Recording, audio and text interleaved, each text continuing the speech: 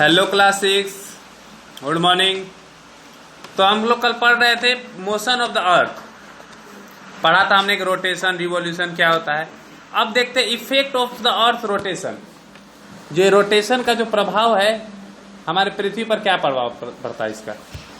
First point में लिखा it makes us feel that the sun the moon and our heavenly body move from east to west. इससे हमें ऐसा लगता है रोटेशन से कि जो सूर्य है, चंद्रमा है और जो भी बाकी तारे ग्रह जो भी दिख रहे हैं वो ईस्ट से वेस्ट की ओर जा रहे हैं।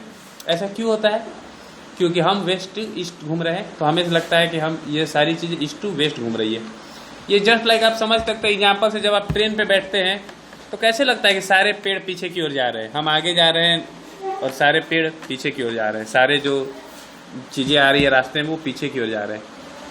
तो वैसे ही जब वो तो रोटेट नहीं करते, हमारा पृथ्वी रोटेट करता है, लेकिन हमें लगता है कि वो आगे बढ़ रहे हैं। ठीक है। सेकेंड पॉइंट है the earth gets it peculiar geoid shape which is bulging at the equator and flattening at the poles. बोल रहा है रोटेशन की वजह से पृथ्वी को अपना शेप मिला। आप देखे होंगे पृथ्वी को कहा जाता है कि ये संतरे की तरह है। क्यों? क्योंकि इक्वेटर पे यानी बीच में यह थोड़ी ब्लगिंग यानी गोल है और पोल पे ये थोड़ी फ्लैटिंग यानी फ्लैट चपटी है। कैसे आप लोग संतरा देखे होंगे, ऑरेंज देखे होंगे, गोल रहता है और ऊपर और नीचे चपटा रहता है। तो ये रोटेशन की वजह से ये ऐसा शेप पृथ्वी को मिला है। थर्ड है sense of direction based on sunrise and sunset. इससे क्या होता है, हम लोग को डायरेक्शन पता चल जाता है। अगर हमारे पास कोई यंत्र ना हो, कोई गैजेट ना हो, कंपास ना हो, तो भी हम पता कर सकते हैं कि ईस्ट किधर है, वेस्ट किधर है, नॉर्थ किधर है, साउथ किधर है। किसकी मदद से? सूर्य की मदद से। ठीक है। 4 नंबर पॉइंट है it cause deflection in direction of wind and ocean current. और यह हवाओं की दिशा और जो ओशियन करेंट होता है, समुद्री धाराएं होती है, उसका दिशा भी ये चेंज करने के काबिल बनाता है। ठीक है। तो अब नेक्स्ट पढ़ते हैं द अर्थ फेसेस। अब पढ़ते डे एंड नाइट, दिन और रात कैसे होते हैं। The earth faces the sun while rotating from west to east. जो अर्थ होता है वो रोटेट करता है वेस्ट टू ईस्ट। पहले भी हमने पढ़ा पश्चिम से पूर्व की ओर। Each part of the earth facing the sun is illuminated by sunlight turn by turn. और पृथ्वी जो घूमते रहती है तो ये बारी बारी एक हिस्सा सूर्य के सामने आता है और एक हिस्सा सूर्य के पीछे रहता है। जो सामने रहता है उसे वहां दिन होता है और जो पीछे रहता है वहां पे लाइट नहीं पहुंच पाता, सूर्य का सनलाइट नहीं पहुंच पाता, इसलिए वहां रात होता है। ये तो नॉर्मल है।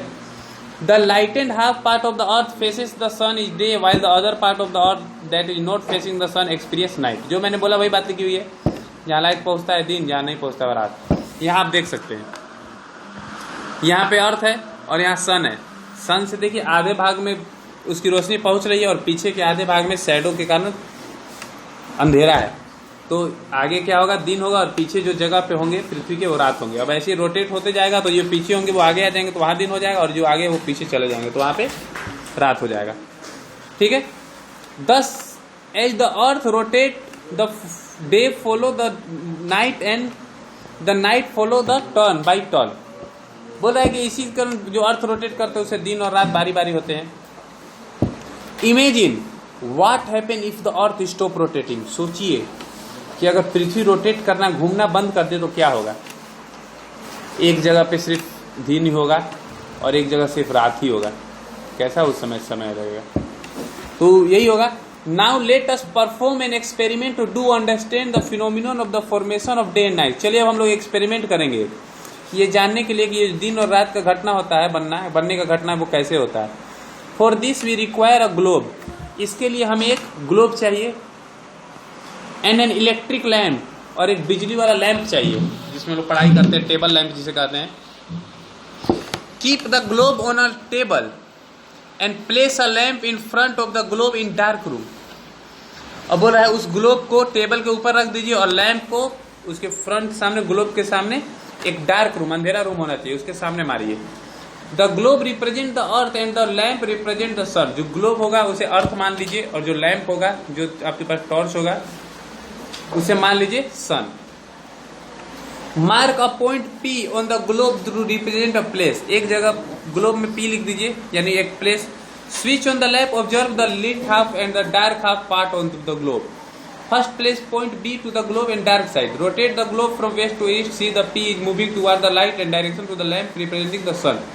तो देखिए जैसे ऊपर बना हुआ ऐसे ही आपको रख देना है और एक जगह P लिख के और धीरे धीरे उसको वेस्ट टू ईस्ट की ओर घुमाना है। आप देखेंगे धीरे धीरे वो लाइट से अंधेरे की ओर जा रहा है, यानी वहां दिन था, वो रोटेट कर रहा है तो रात हो रहा है वहां पे। ठीक है, this is the time which is called sunrise and morning. और जब उस समय आते हैं जब सूर्य का रोशनी ना ज्यादा कम पड़ता है और ना ही ज्यादा पड़ता है, यानी कि अंधेरे और रोशनी के बीच की जगह, उसी को हम लोग मॉर्निंग या फिर सनसेट कहते हैं। सुबह का या सांझ का समय, सांझ के बाद देखते हैं ना हम लोग पूरे अंधेरे में चल जाते हैं और सुबह में हम लोग रोशनी की तरफ आ जाते हैं।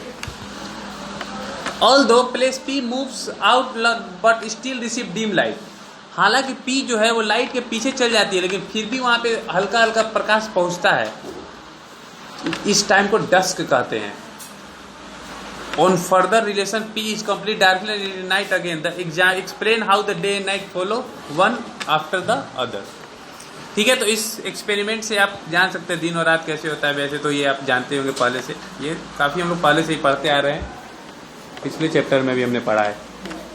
ओके, तो नेक्स्ट चैप्टर हम लोग रिवॉल्यूशन के बारे में पढ़ेंगे, रोटेशन से आगे रिवॉल्यूशन। Thank you.